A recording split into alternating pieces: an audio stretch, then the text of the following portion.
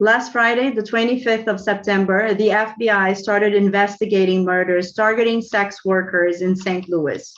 The bodies of a woman, a teenage girl, and a man were discovered over the past 2 weeks in the city and county. Sex workers are adults who receive money or goods in exchange for consensual sexual services or erotic performances, either regularly or occasionally. The term sex worker recognizes that sex work is work. Prostitution, on the other hand, has connotations of criminality and immorality. Many people who sell sexual services prefer the term sex worker and find prostitutes demeaning and stigmatizing, which contributes to their exclusion from health, legal, and social services. Sex work divides feminist opinion like few other issues. The ideological clash, prostitution as violence against women versus simply a job, may never be resolved, but where debate merges around proposed legal systems, ideas become concrete and can be logically hashed out. Some scholars describe the activity of prostitution itself as a form of violence against women. They describe it as both a cause and consequence of gender inequality. Some feminists believe that prostitution harms women and reinforces stereotypical views about women as sex objects. Other feminists believe that prostitution is a valid choice for women who wish to engage in it. Considered in many societies the world's oldest job, some sex workers fight in 2021 to actually make it recognized as a profession. Hello and welcome. This is Ella Roundtable. This event will be recorded.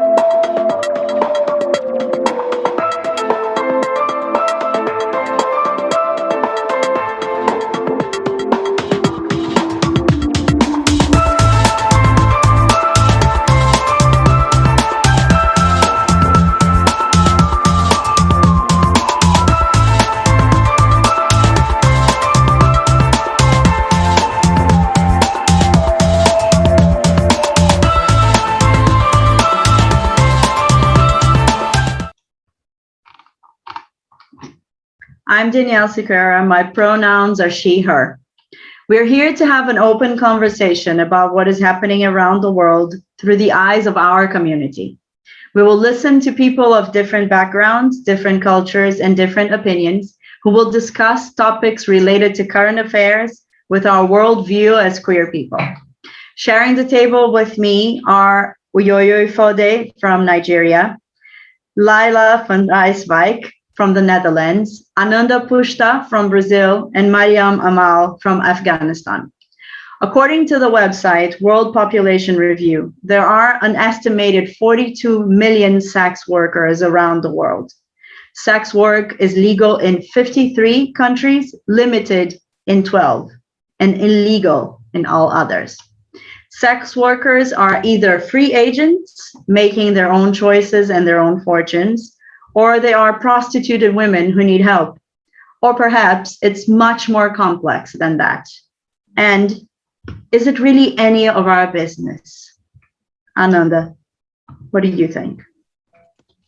Yeah, I think it is our business to discuss the situation of women and whether they are controlled or regulated or have the will of freedom to choose whether they want to work as sex workers or not, or if they can have this type of work really in a free and secure way or not. So once society decides to regulate our bodies, this is the topic that we are going to discuss and talk about. It is our business, for sure. Thank you, Ananda. So let's just go around and listen to each other. Should it be a crime? Uyoyo. I don't think it should be a crime. Unfortunately, it is criminalized in a lot of countries, and I think that speaks to the need for that gender to control how women and female presenting people, what they do with their bodies and how they choose to live their lives. I've always believed my feminism is just let people do what they want to do as long as it doesn't hurt the next person or like affect anybody's life. And sex work is something that if someone decides they want to use that as a means of making money, you shouldn't try to control or regulate. So I think it's just another way of criminalizing sex work, is just another way of controlling how female body acts when it comes to sex. Lila, should it be a crime? No, I don't think so. I agree with Ananda. We need to have the right to have our own choice. I talked to people in one of the red light districts of our countries, and we assume that they end up as a sex worker because of issues on a personal basis or related to drugs or whatever. But some people just choose to work. So for me, the most important thing is that women have their own free choice, whether it's sex work, whether it's any occupation they want. So no, it should not be a crime. Thank you. Mariam, how is sex work perceived around you when you think about your country and society in general in Afghanistan? How is sex work perceived by society? In my society, sex work is not legal, it's illegal. And since we are Afghanistan, where I lived and grew, as Islamic country, they should follow the Islamic legislation. And in Islam, it's highly banned to do prostitutes and do sex for money.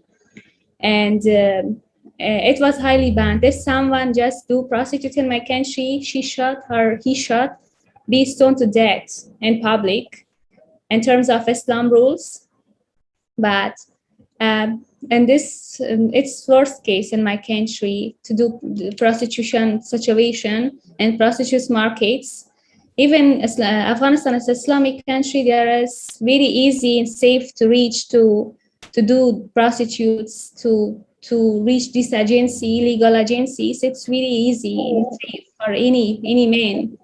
And I think it's not good. It's a crime, I think, because all women of my countries were innocent and they forced to do this job, or whether by having not resource for living, for survival, or either by forcing by treating, getting treated by other men. So it's a crime because always men made women to do this. Not any woman want to do these jobs and ruin her body and let the man ruin their body and regulate their privacy and body. I think it's a crime in terms of what I believe. Yes, and that's what makes this panel so important. We are not specialists. We are just people from different countries bringing our perception of the world around us. And when we talk about sex workers, we understand that these people, they have a choice. Or we are not talking about victims here. We are specifically talking about the choice that we are able to make. So I would like to jump to Ananda. Ananda, how is sex work perceived in the society around you? Well, in Brazil, we have many sex workers for, like, I think for as long as we became a country. So it's really common, but at the same time, since our country is a really Catholic and Christian country, we have this moralism that sex work is not perceived as a really nice job to do, and people who do that, they don't deserve respect in society. And coming then to our queer community in Brazil, 90% of transgender women are somehow pushed into prostitution because they are, you know, expelled from home, thrown out to the streets, and once they start their transition, they only have this possibility to survive. So it's actually a society problem because we don't have any regulations to make those women safe if they want to do the job. And the thing is, whether or not they want or not, they don't have a safe space to do that. The state doesn't regulate that. So even though you have this complex problem in society of people thrown out to the streets and often abused, as well as Mariam said, we have all those kind of complexities here as well, but we don't have any laws to regulate it. It's not prohibited, but pimping is prohibited. Talking about and inciting prostitution is prohibited. So this gives us a really tiny line whether it's prohibited or not. And for me, I think it should be legalized so we can regulate this and give women actually the choice and the safe space to do whatever they want. But if you don't have that, then it's dangerous, of course. Oyoyo, how is sex work perceived in your country? Okay, so in Nigeria, it's bad. It's just bad. It's a bad thing to do, whether it's a choice or as a result of some, I don't know, consequences of life. And perhaps that's the only earning power that that person finds themselves in. But it's seen as a very bad thing here, basically. There's a common term we use in my country, and it's called runs girl. So like if you engage in transactional sex, they say you're doing runs, you know, and it's a derogatory term because when they see young women who have money, and they're like, oh, she's definitely into runs. She's definitely like sleeping with one man or two or multiple men to be able to maintain that lifestyle. So it's generally not seen in a good light here, although there are people who have consciously made that decision to go into sex work. I want to like digress a little bit. I see in the chat that someone is saying, how can you have a conversation or an opinion about sex work when you have not or are not a sex worker? And it's, I think for the sake of what we're trying to do and how we are trying to get perspectives from all around the world, I think it's safe enough to have the conversation. And maybe someone in the panel, as I have been in sex work before, I've just never talked about it openly. You know, it's something that I went into as a consequence of where my life was at that point in time, not because it was a conscious choice. So I just wanted to just say something to Chris, like, it's okay for people to discuss certain things, even though they haven't necessarily engaged in, just to garner understanding for others. So yeah, I just have to throw that in. Thank you, Yo-Yo. It's so important that we do discuss things, not only the things that hurt us, not only the things that hit us directly, but also the things that are hitting the world around us, or it will be very difficult to make real changes. Lila, how about you? How is sex work perceived around you? It has been legalized since, 21 years ago. We have different kinds of sex work, like the red light districts in 12 big cities in our country. We also have the escort services. People see it as a normal job. And I mean that in the most positive way ever. people have to pay taxes. And why do we do that? We can regulate where they are. So in case of emergency, police and social workers can easily track the person who needs help. We try to protect them on this level. Lots of organizations are joining into this discussion because there was a rise of lover boys, and they forced young girls into prostitution, and that is not the right thing to do. So we're trying to come up with new regulations to protect the minor kids that fall into the traps of lover boys. But in my surroundings, and of course we do have different opinions here in our country, but overall everybody accepts sex work as a normal profession. Thank you. And Mariam, I think you've already shared a little bit about how it's perceived in your country. So Ananda, I'm going to come back to you. And the reason that we are here again is that we share the things that we see in different countries, but also the opinions that we are submitted and subjected to in different societies. And the one thing that I wanted to ask you is about movements.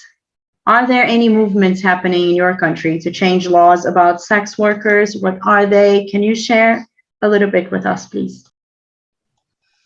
Sure. We do have many movements happening. We have collectives that discuss the situation on a day-to-day basis, especially collectives merged from transgender movement and also sex workers. So people are discussing that. And also in the academia, we have, in the law perspective, I was able to find many articles and, theses around that, actually criticizing the ancient law that we have here in Brazil that criminalizes pimping, for example, but doesn't criminalize sex work. And because of this dichotomy and these differences, we are not able to talk about labor laws for sex workers, because if you see sex work as a law in labor protected, you are also telling that the penal code, the criminal code, is wrong because it criminalizes pimping. So how can I deal with that in Brazilian law? And people are really engaging on this conversation, especially on this intersectionality with queer women and regarding the situation of transgender women and the need of them of being on streets because of the lack of opportunity and all the complexity that I just told you about. So yeah, we do have movements, but I think we are like far away from getting anywhere because our Congress is made 75% by white men, and we don't have that many force and strength to go there and approve a bill that could pass and see sex workers as regular workers as well. Thank you very much. Uyoyo, are there any laws protecting sex workers in your country? There are no laws, bottom line, protecting sex workers. It's actually criminalized here. I don't recall the punishment that is attached to them right now, but it's not favorable generally, although there is an association right now called Nigerian Sex Workers Association, which is trying to champion the cause for workers here in Nigeria. So yeah. Thank you. Mariam, can you imagine a society where sex work is an option, not something that is only taken when the person has no other option to survive? Actually, I don't think that prostitutes be God, and I am sure not any woman, educated woman, want to do this job. I'm sure because it's uh, all women want the things that do not violate their rights or safety. It's not the safe job, I think, because if someone do sex works, maybe they just get engaged or be faced with the people that are not mentally good and be a threat for her and be even killed.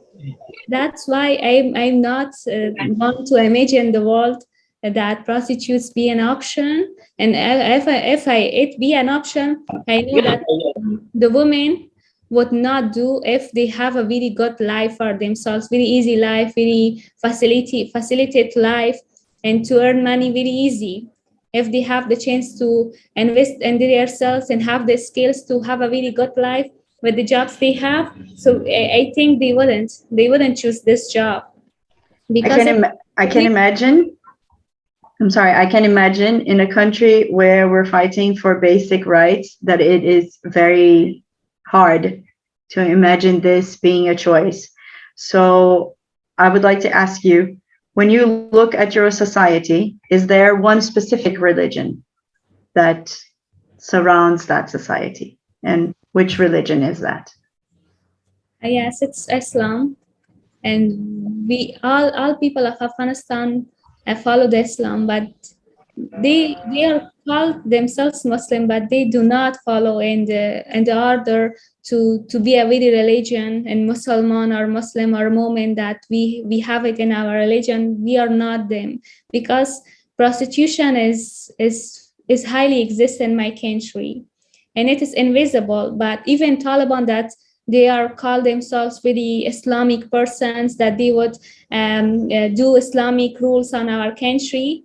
I believe that prostitutes would grow there even more than before, and the sex worker would increase there because the Taliban would made it like they lived in Pakistan, and the prostitution in Pakistan is a international crisis right now, I think. So the prostitutes in my country would be also a crisis, even it is a religious country. I imagine that prostitutes in Islamic countries is more dangerous than the countries that it's an option and it's a legal job because it will lead to crisis. Exactly. We have a special guest here with us, Karisha. I hope I'm saying your name correctly. And I am reading that you lost your voice today, and that is why you can't speak. But if you feel like you can, I am going to get to you in 1 minute. And if you don't want to speak and you want to chat with us here in the chat box, that's fine also. And if not, when your voice comes back, please contact us. I would love to hear from you. I'm sure everyone here would. So this thing about how we perceive and how society perceives what sex work is or prostitution, I have a grasp that it's going together with other aspects of the society where we live in. So I would move to Ananda and ask, Ananda, when you look around you and the society in Brazil, is there one specific religion that you can pinpoint and you say it's all around us? Yeah, for sure. I think Christianity and then Catholics and Protestants alike, they build this really gray area, actually dark area, where prostitution or sex works are considered a really not nice way of making the living, and not a nice I forgot the word, but a profession. But yeah, I think these religions, they put us in a space of blaming ourselves and actually make women go inside this box where they cannot, express themselves sexually. They cannot, be whatever they want to be. But in the same time, they are perceived as an object because men use them the way they want. So they go to prostitution sometimes because they have to, whether to survive. So yeah, it's kind of a really dark perception that we have on not being able to express ourselves freely, and at the same time being controlled, because you can be a sex worker if I want to, if I want you to do, if I want you to be, and then when you have this complex environment that is not regulated, you serve patriarchy, you serve the church, and you serve this really corrupt society that actually launders money on places that that actually have sex workers on it. So it's a vicious circle that you often are fitting in when you don't regulate that, and it's really complex. But yeah, I feel that in Brazil, everything happens, everybody's okay with that. But I'm not gonna introduce somebody who is a sex worker to my mom if I have a relationship with her. So it's something moralistic, stupid, I think, because of all this kind of environment, that these three pillars that I told you about: church, patriarchy, and then the corruption. They build up around us. So Uyoyo, the society around you, is there one religion that is predominantly covering the society? I'll say no. It's a function of what region of the country you're in. So if you're in the north, it's Islam, and if you are down south east, it's Christianity. So it's, I wouldn't say necessarily a balance, but yeah, that's it. And these two religions don't actually give room for this kind of work in our society. They penalize every and anything that has to do with sex work. So you are excommunicated from the church. And like Mariam said, sometimes in Islam, if they discover that you engage in such things, you are stoned to death, or they find some kind of extreme punishment to let out on you.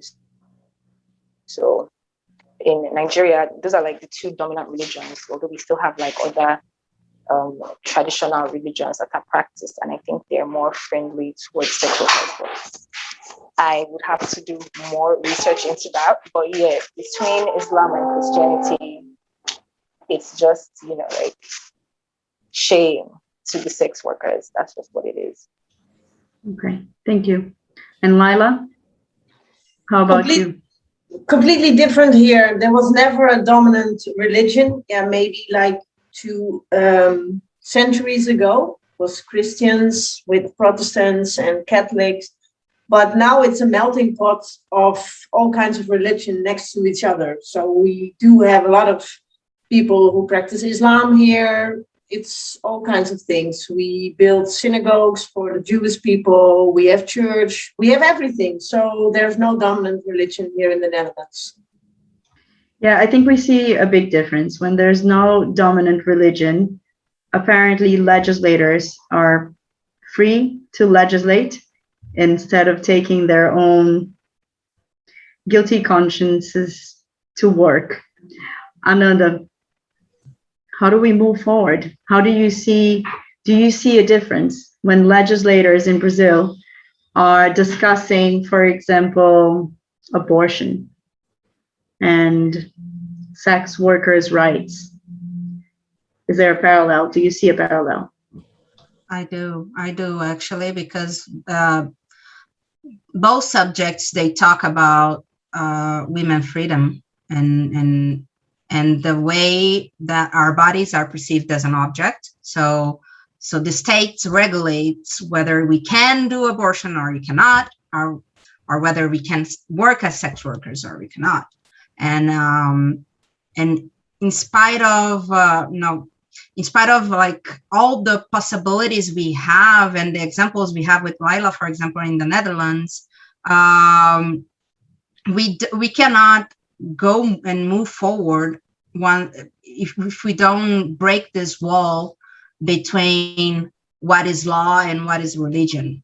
And even though in Brazil we consider ourselves in our constitution as a laic country, so a country that you can have multiple religions and a diversity of understanding, the reality is not that. We have a really huge representation of religious people in the parliament, and they build laws in a way that actually give women less and less power to choose what they want to do.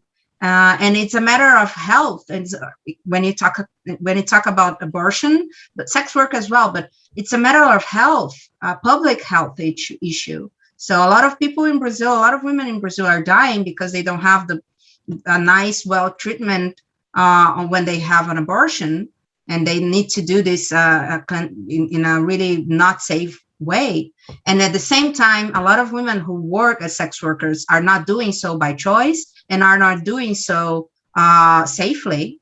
So it's a society that actually pushes women to violence everywhere. And in those two situations, I think for me, they are the same, because they are the state and the patriarchy telling us what we could do or what we cannot do.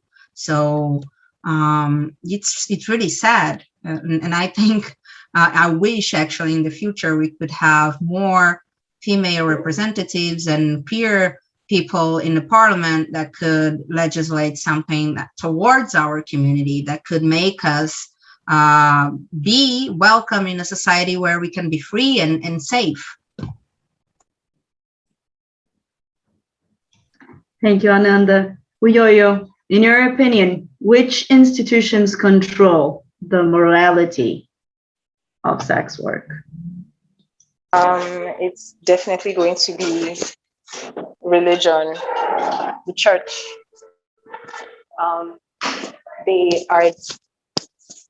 They have this need to use the doctrines of either the Quran or the Bible to control how people live and what they do with themselves. So because I was raised Christian, I can only speak very well for that part, that religious belief. And Christianity is very controlling. It's very restrictive, and it doesn't. I don't know. It's. I think it's even worse than the law, because it feeds into the law here in Nigeria. So like a lot of things, like if you hear our legislators talking, you say that God does not even like that. And it's like, what does God have to do with how you govern human beings? Like, separate the law from religion. It's a very blurry line here. So I would say religion takes the cake in Nigeria. Laila, what's your take? When you listen to these women from different countries talking about religion and morality and decriminalizing or legalizing, making it a crime, making it an act against society, how do you feel? What do you think when you listen to us? I feel sad, and it's not only because of the sex work, but also about the right to have an abortion. Just now, I read a message that the Netherlands has the best care in the whole Europe of abortion. But to me, it is important that in which country you live, you have the right to make your own decision. I don't know how it is to be a sex worker, but I am sure that they are being treated well here in the Netherlands because of regulation and legislation.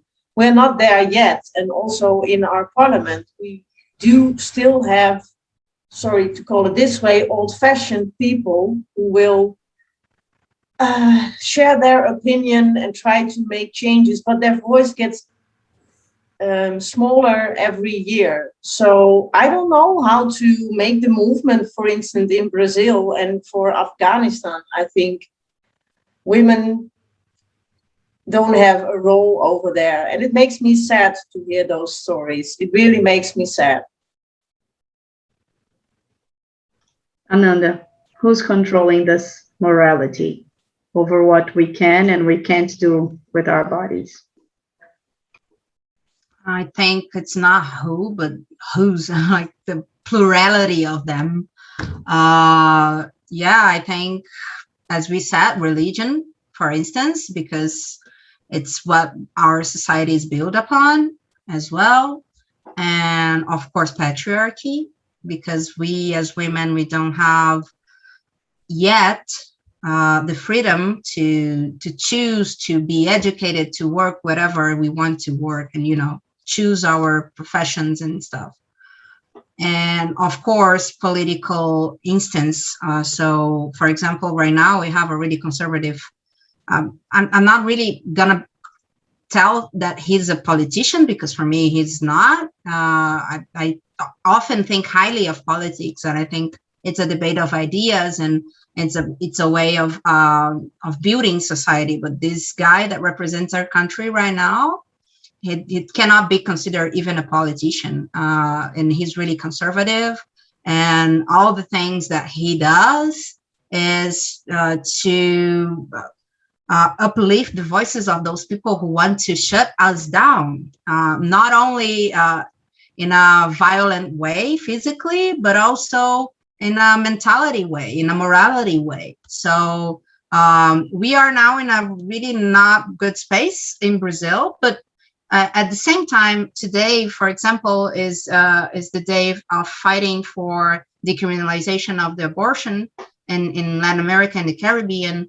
And we have a lot of really strong women that are in parliaments and city councils and state parliaments that are uplifting voices, and also Catholic women who are telling the Catholic Church that they want to choose and they have the right to choose.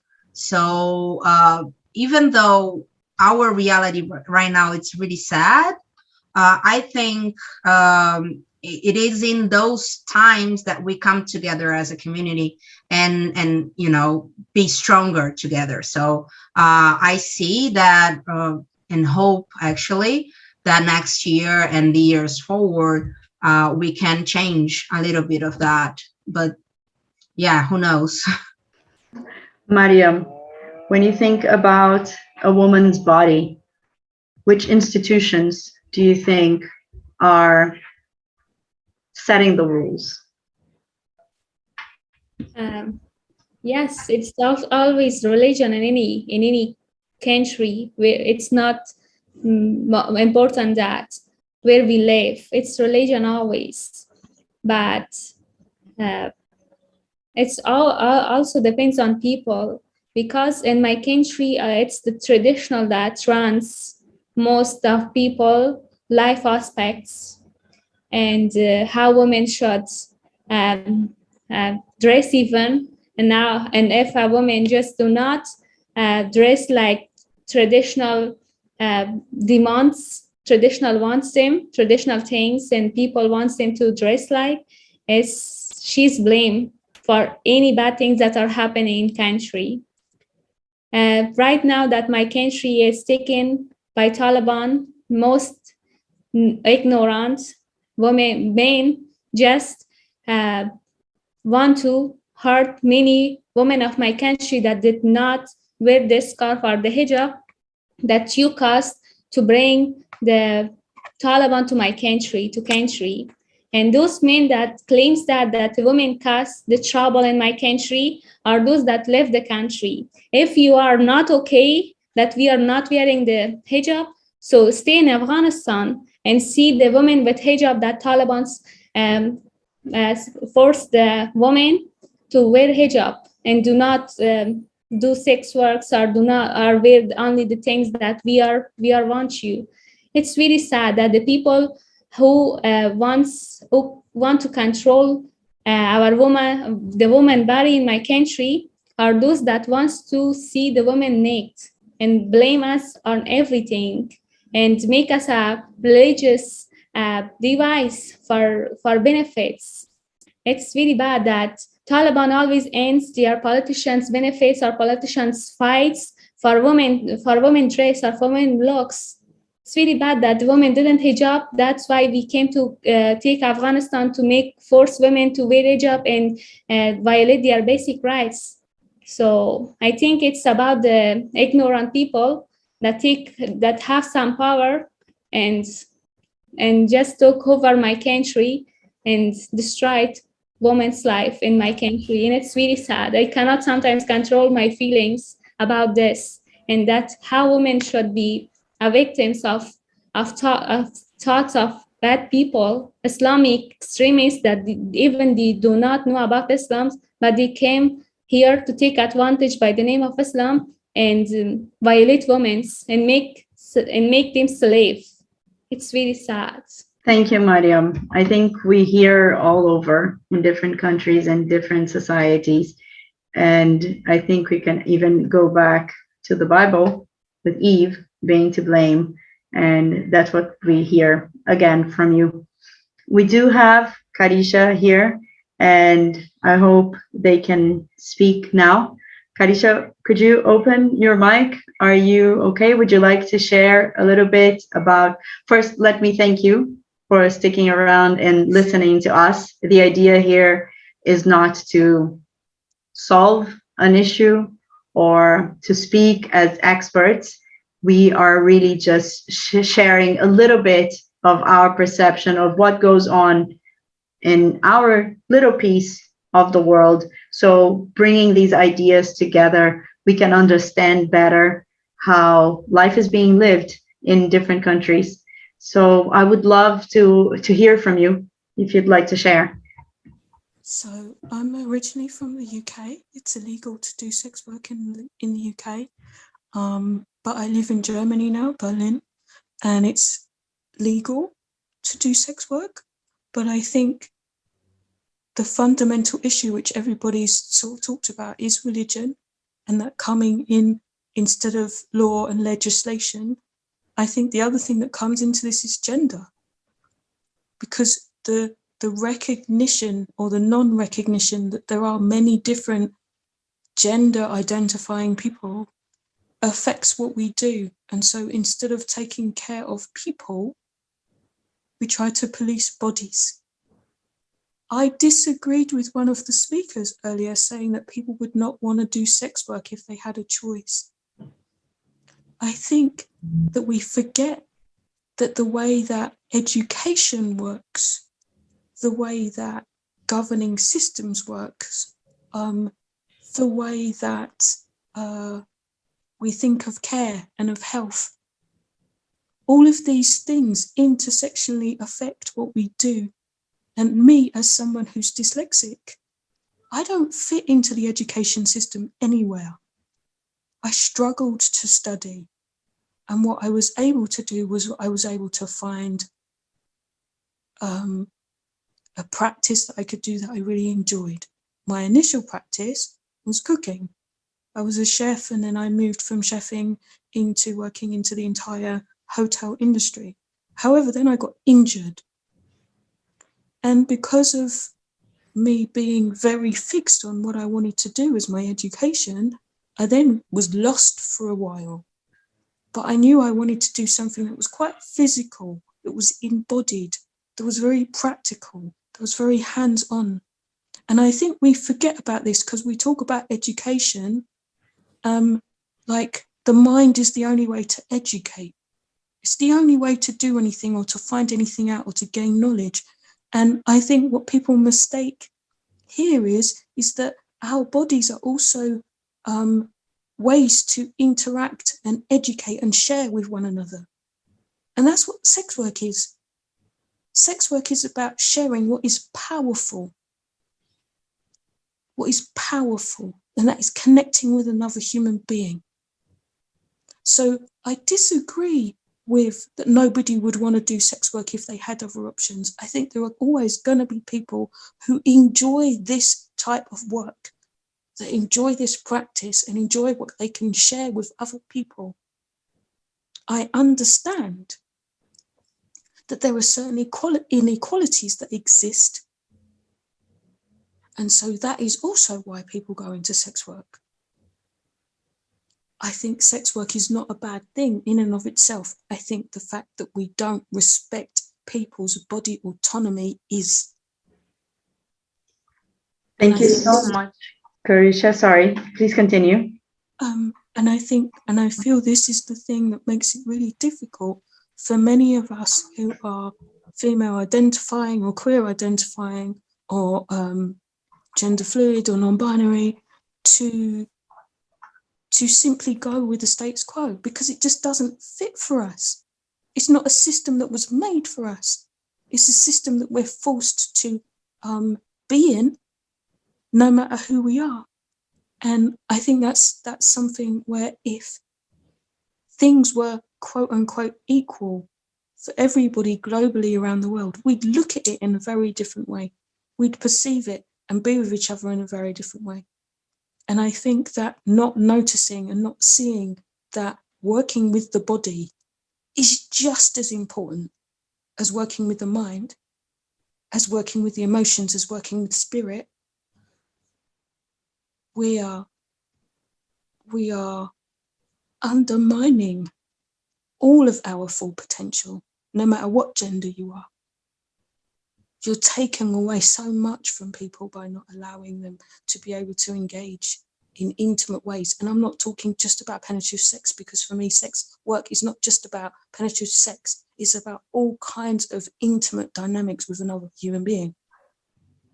And this is where, for me, the mentality is stuck, because we're still in colonized mindsets around what it is that sex work actually is. Sex work is so many different things to so many different people, but we're not given the space to fully express it.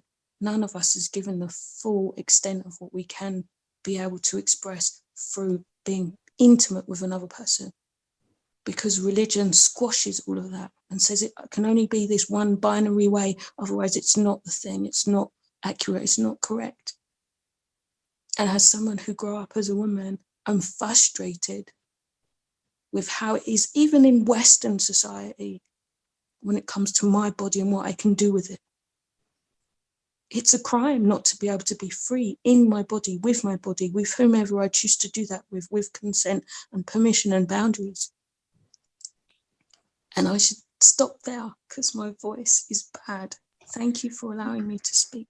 No, Carisha, thank you so much. Yes, we are living in this world where it's become so difficult that even when you listen to speeches that happen and movements happening inside the UN that should be fighting for all our rights, and you see how easy it is to just mistake or to smash it all together, the power that can be for a person to choose to be a sex worker, together with somehow with human trafficking and victimizing everybody, it's almost like it cannot be looked at as work, even though we've been saying it's the oldest job in the world.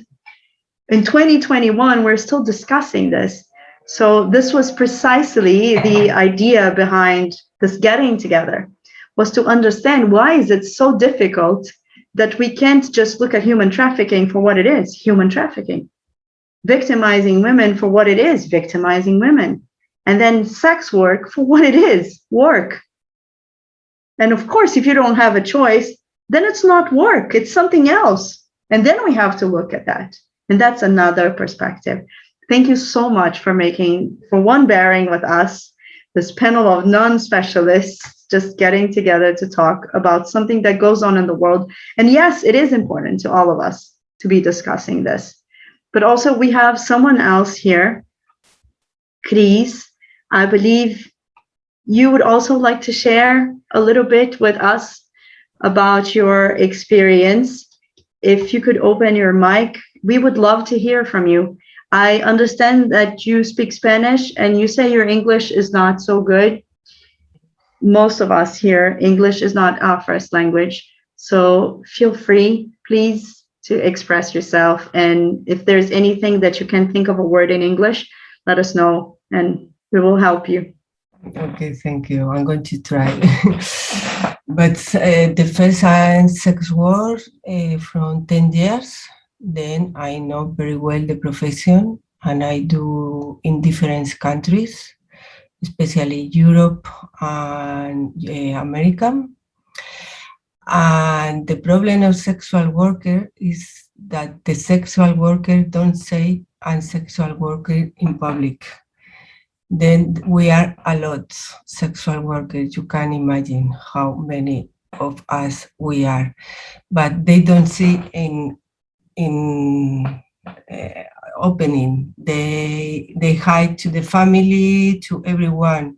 Then when you don't know the reality of sex coach, the sex worker, then you know what you see in the TV, because it's hidden. But in the main world, it's something very normal. They pay for sex because since very younger, but the culture of the woman are very close. Nobody teaches us your first time go to a escort, sex worker, to make sex. Anybody advise you this, but in the main world is something very normal. And what is not legally, because the woman, we don't pay tax and we are secure and we earn money to, if you are intelligent and you know how to organize it, because it's a business, at the end it's a job. It's important to do this job when you did too many jobs, because if it's your first job, could be dangerous. You can finish in drugs, working at the night, because at the beginning you think it's like a party. But if you work at the day with a schedule, like a psychologic, it's like a psychology, but the action is closer. But to do sex opening is something that the world needs. The sexuality had to go out to the close, like the homosexuality. The sex worker and sexuality is inside of the closet, and this is the problem. But sex worker is a profession very, very normal, and it's a service. And not everybody can. And prostitution, there are in all the professions, because in fashion there are prostitution, how people work in a factory sewing for 12 hours for 30 euros a day or something like that. Then how you do your profession is prostitution, but not only in sex, in a lot of activities. Thank you. Krish, if you don't mind me asking, so if you could choose for many different countries, would you go with legalizing sex work or decriminalizing it? What is your personal opinion? My favorite place is Switzerland, USA, and France. And its country in USA is a crime. I can understand, because I don't kill anyone, I don't do anything wrong. I provoke orgasm and on pleasure. Why this a crime? But you don't have any problem if you were independent, you were at the day and you are quiet, you will don't have any problem. And in France it's the same. It's not legal, but it's not a crime, but the police fine to the client, not the sex worker. And then, and in Spain, looking for the people, the men who have women working with their prosenetism. And in Switzerland is legal, and I do legal in Switzerland. And I do 3 months, and I feel more comfortable, because if you have any problem, you have associations, you have everything, then the client make you something wrong, quickly, because you have the telephone, you have everything, the association call to the client, and sometimes they don't pay you, and then at the end they pay you. Then it had to be legal, because we are everyone, we are more comfortable. I don't know why it's not legal. I don't understand it. Yeah, Kitty, thank you so much. Yes, you're right. You're absolutely right. One of the questions that we had, and I posted for everyone, was exactly about what you mentioned. Why do we as a society get scandalized by people working as sex workers, but not with people working 16 hours a day inside a factory, earning €1 a day? So we are being scandalized by probably the very wrong thing. I would like to thank everyone, but please, before I let you go, and also Karisha, if you're willing to speak one more time, how do we move forward? For those of us who are not sex workers, how do we move forward to make it so that it's decriminalized in more countries, that we end the stigma behind this idea that sex work is something morally wrong? What can we do? Education.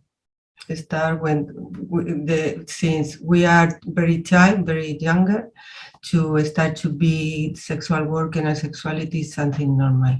But at 40 years old, it's more difficult to change the mind. But when you are a child, it's very easy. Thank you. Thank you very much, everyone, for being here.